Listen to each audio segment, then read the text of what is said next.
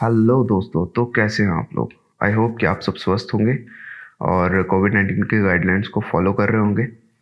तो स्वागत है आपका आपके अपने चैनल करियर विद अस में, जहां हम आपके लिए लेके आते हैं हर रोज़ नई नई जॉब नोटिफिकेशन के अपडेट्स। तो बिना वक्त गवाए चलिए शुरू करते हैं।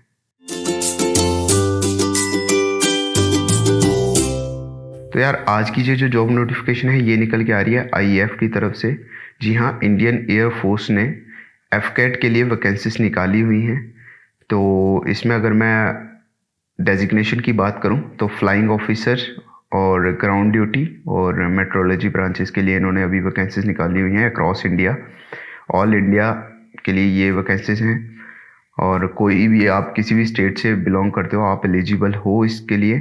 तो पोस्ट की बात कर लूँ, अगर नंबर ऑफ़ पोस्ट की बात कर लूँ तो 334 हैं, सॉरी जी हाँ, 334 वैकेंसीज हैं, जिसमें परमानेंट कमीशन और शॉर्ट सर्विस कमीशन दोनों इंक्लूड रहेंगे। और अभी अगर मैं बात करूं यहाँ पे वैकेंसीज की, तो बेसिकली इन्होंने जो एफकेट की एंट्री के लिए जो वैकेंसीज हैं उसमें जो फ्लाइंग की वैकेंसीज हैं वो सिर्फ शॉर्ट सर्विस कमीशन के लिए हैं, जो कि 96 हैं। और ग्राउंड ड्यूटी की बात करूं तो अगर आप टेक्निकल से हो तो आपकी जो परमानेंट कमीशन की वैकेंसीज हैं वो हैं 20 और शॉर्ट सर्विस कमीशन की वैकेंसीज है 78। और वहीं पे अगर मैं AEM की बात करूं तो वहाँ पे परमानेंट कमीशन जो है वो 8 वैकेंसीज है और शॉर्ट सर्विस कमीशन के लिए 31 वैकेंसीज है। तो चलिए बात कर लेते हैं थोड़ी सी ग्राउंड ड्यूटी के बारे में। तो ग्राउंड ड्यूटी के बारे में अगर मैं बात करूं तो जो एडमिनिस्ट्रेशन के लिए पोस्ट्स हैं वो हैं परमानेंट कमीशन के लिए 10 और शॉर्ट सर्विस कमीशन के लिए 42। और अगर EDN की बात करूं तो यहाँ पे परमानेंट कमीशन के लिए 4 पोस्ट हैं और शॉर्ट सर्विस कमीशन के लिए 17 पोस्ट हैं। अब यार, एक स्पेशल एंट्री है NCC वालों के लिए, वो सिर्फ फ्लाइंग में ही है। जी हाँ, सिर्फ फ्लाइंग वालों के लिए ही है, वो सिर्फ फ्लाइंग ऑफिसर्स के लिए ही है। उसमें आपको जो है वो 10% सीट्स अलॉट की जाएंगी out of CDSE for permanent commission और 10% सीट्स आउट ऑफ एफकेट वैकेंसीज फॉर SSC कमीशन। मतलब आपकी जो नंबर ऑफ सीट्स होंगी वो 10% रिजर्व रहेंगी NCC वालों के लिए, चाहे वो कोई भी कमीशन हो, चाहे वो शॉर्ट सर्विस कमीशन हो, चाहे वो परमानेंट कमीशन हो। तो अगर मैं मेट्रोलॉजी एंट्री की बात करूं तो इसमें जो पोस्ट निकल के आ रही हैं वो हैं 6 पोस्ट हैं परमानेंट कमीशन के लिए और 22 पोस्ट हैं शॉर्ट सर्विस कमीशन के लिए। तो जॉब टाइप तो यार सबको पता ही है ना, परमानेंट ही होती है। तो चलिए बात कर लेते हैं अब एजुकेशन क्वालिफिकेशन के बारे में। तो एजुकेशनल क्वालिफिकेशन में आपके पास किसी भी यूनिवर्सिटी से, रिकॉग्नाइज्ड यूनिवर्सिटी जितनी भी हैं वहाँ से बैचलर होनी चाहिए। अब यार, ये नहीं है कि आपने टेक्निकल बैकग्राउंड से नहीं हो तो आप एलिजिबल नहीं हो। यहाँ पे हर कोई अप्लाई कर सकता है, आपका कोई भी बैकग्राउंड हो, आप आर्ट्स से ग्रेजुएट हो, आप कॉमर्स से हो, आप साइंस से हो, चाहे आप बीटेक करी हुई है आपने, आप बैचलर इन टेक्नोलॉजी हो, BE हो, मतलब कोई भी बैचलर हो तो आप एलिजिबल हो इस जॉब के लिए। बट एक कंडीशन है कि आपके जो एग्रीगेट परसेंटेज है वो मोर देन 60% होनी चाहिए, मिनिमम 60% तो होनी ही चाहिए। और आगे अगर मैं बात करूं एज लिमिट की, तो यहाँ पे जो फ्लाइंग ऑफिसर के लिए जो एज लिमिट है वो है 20 से 24 के बीच में। और अगर मैं ग्राउंड ड्यूटी की बात करूं जिसमें टेक्निकल और नॉन टेक्निकल दोनों ब्रांचेस आएंगी, उसकी जो एज लिमिट है वो है 20 to 26।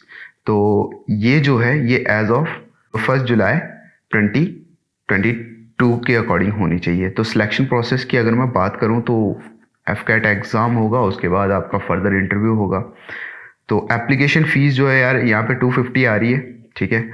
और जबकि NCC स्पेशल एंट्री और मेट्रोलॉजी के लिए कोई भी फ़ीस नहीं है, लेकिन ये फ्लाइंग ऑफिसर के लिए आपकी 250 फ़ीस रहेगी।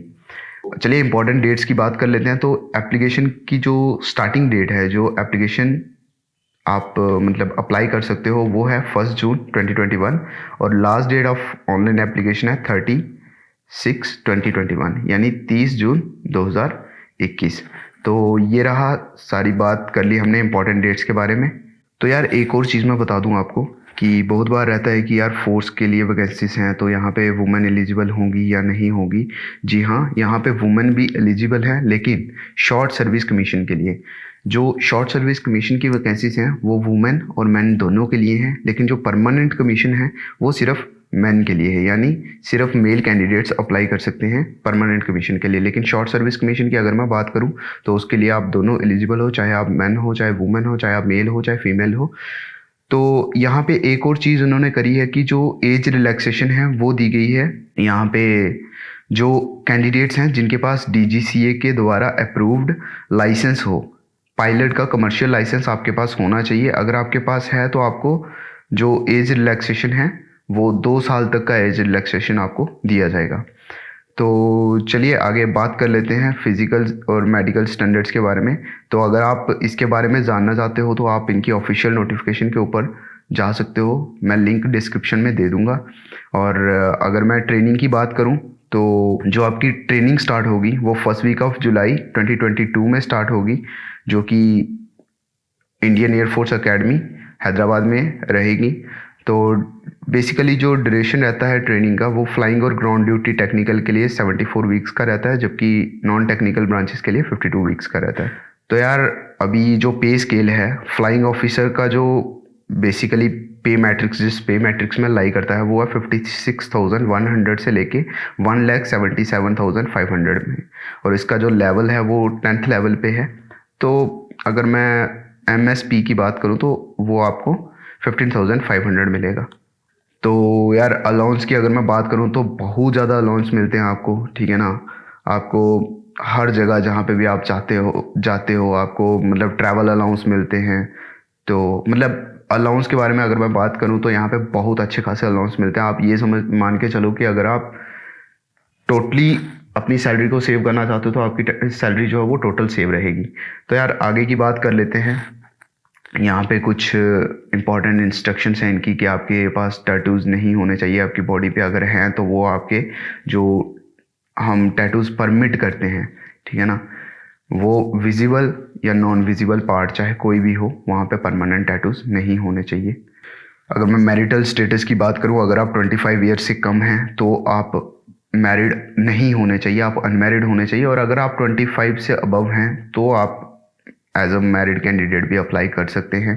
तो चलिए उम्मीद करते हैं कि आपको ये वीडियो पसंद आया होगा और आपके लिए बेनिफिशियल होगा। और अगर ये वीडियो पसंद आया तो यार फैला दो इसे, ठीक है ना, अपने दोस्तों में शेयर करो ताकि वो भी इस नोटिफिकेशन का फ़ायदा उठा सकें। और अगर आप FCAT की प्रिपरेशन कर रहे हो तो ऑल द बेस्ट, आप प्रिपरेशन कंटिन्यू रखिए। अगर आपको कोई भी डाउट है या क्वेरी है तो आप हमें कमेंट सेक्शन में बता सकते हो, और अप्लाई करने के लिए जो एप्लीकेशन का लिंक है वो डिस्क्रिप्शन बॉक्स में आपको मिल जाएगा। तो चलिए उम्मीद करते हैं कि आपको ये जानकारी पसंद आई होगी, और अगर आपको जानकारी पसंद आई है तो लाइक शेयर कमेंट कीजिएगा। तो मिलते हैं फिर अगली वीडियो में, तब तक के लिए बाय बाय।